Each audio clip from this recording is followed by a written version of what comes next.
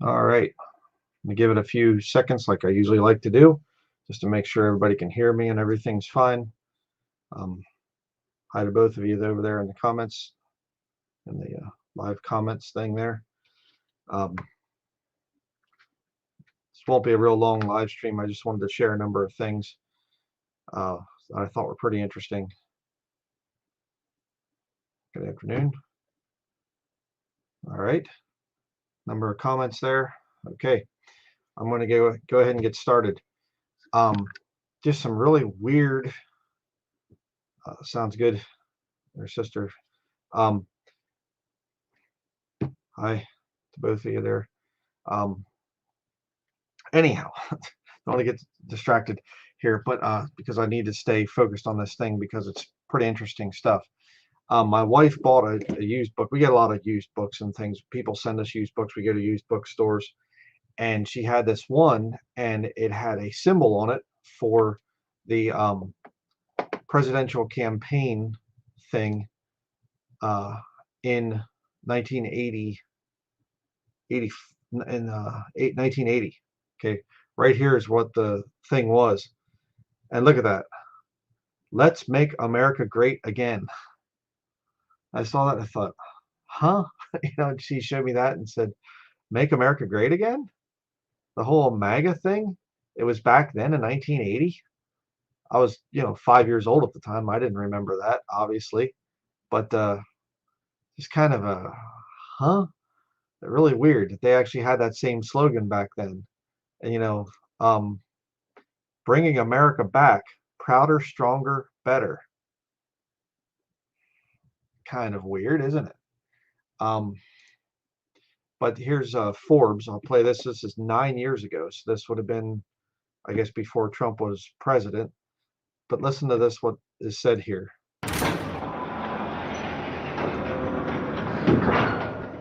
Well, to me, there's no contest. I mean, I think Ronald Reagan was one of the great presidents, period. Not So he's it's his favorite president, Ronald Reagan.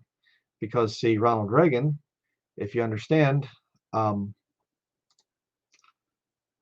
here, 1949 and 1951, Ronald Reagan is an actor. Donald Trump is an actor. They're getting ready to do some things. And of course, Ronald Reagan, if you don't know, I'm just going to share, fill people in on this whole thing. Ronald Reagan, there he is at the Bohemian Grove, literally right at the foot of the big owl where they do the sacrifice thing, whether real or fake. Most people don't know, but it's just ridiculous, this stuff here. And interesting too that they are coming out with a Ronald Reagan movie this year. They're showing the thing. I'm not going to play the thing from it or whatever, the trailer for it here, but I thought that was interesting. And not to mention the fact that there was an assassination attempt made on Ronald Reagan. You can see it there, all the different stuff about it. 1981 Reagan assassination attempt, pretty interesting. But another thing that Ronald Reagan did was he was I think the very first president to invite the Pope to come here to America, and was definitely a friend of the Roman Catholic Church. And how does Donald Trump compare to Ronald Reagan? BBC, or 7 years ago. Interesting thing. So yeah, this isn't really shocking information. Oh no, whatever. But it just shows you the fakeness of the whole election process. And as for us, we're not having anything to do with it. The whole voting thing and whatever else, it's a scam. And like I said, I believe it's about submission. I believe it's about who can we see if we can really deceive these gullible Christians. And does it even matter? I mean, as a Christian, okay, if Kamala Harris gets selected as president, does it change our responsibilities as Christians, as being ambassadors for Jesus Christ? No, it doesn't.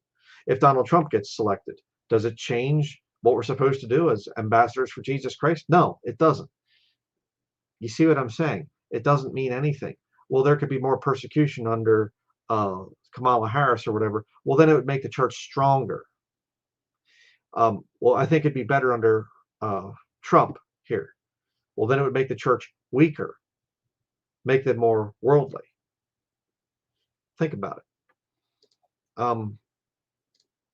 But I saw this was interesting too. I saw this on somebody else's video I was watching.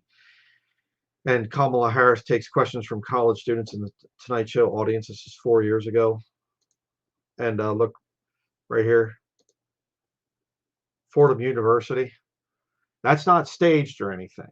No way. It's just random questions, you know, just a kid that's trying to learn to be a Jesuit, you know, it's just completely random.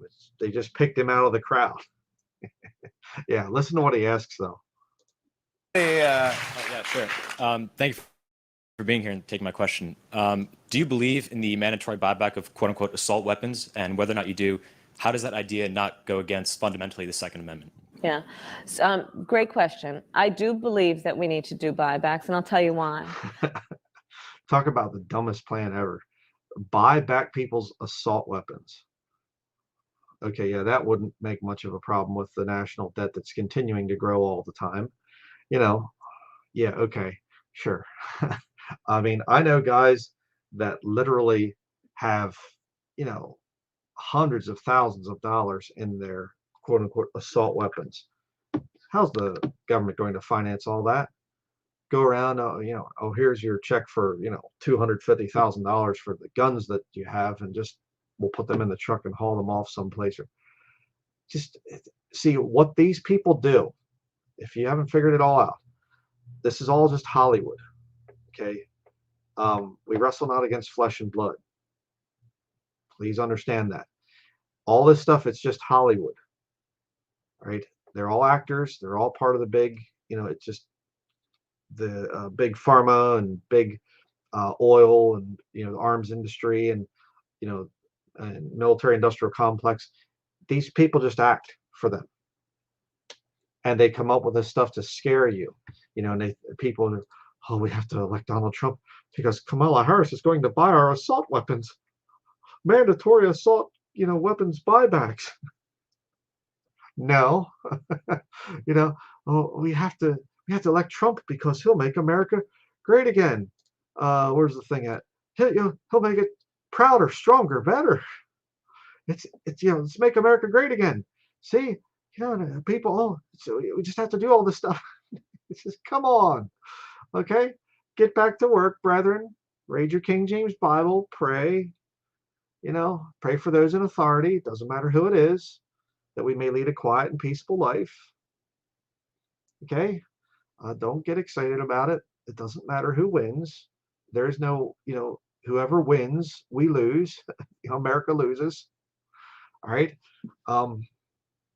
So, not going to do, like I said, can't do a real long live stream. I'm uploading a video or 2 videos I did this morning, a little walk and talk thing at a new location. So, just been taking some time off here recently because of my son Oliver. His birthday was 2 days ago, so he's 10 years old now. And so we were taking, you know, we just going different places and things, places where he wanted to go. We still have a couple of different places to go to. Today it was raining, so we couldn't go today. So yeah, but so anyhow, that is going to be it for now. I do have a couple of doctrinal studies. I have some things here. I'll show you them real quickly. There they are. Okay. I don't want to give away the surprise of some of the studies I'm working on. Have some sermon notes done. Again, you know, please pray for us because it's very taxing and things. You know, the ministry as it grows, there's a lot of work that goes into it, and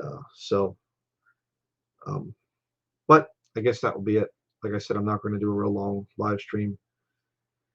So, but just thank you to all my faithful supporters out there, loyal viewers, the whole thing. And that's going to be it, I guess. So thank you very much for watching, and we'll see you in future videos.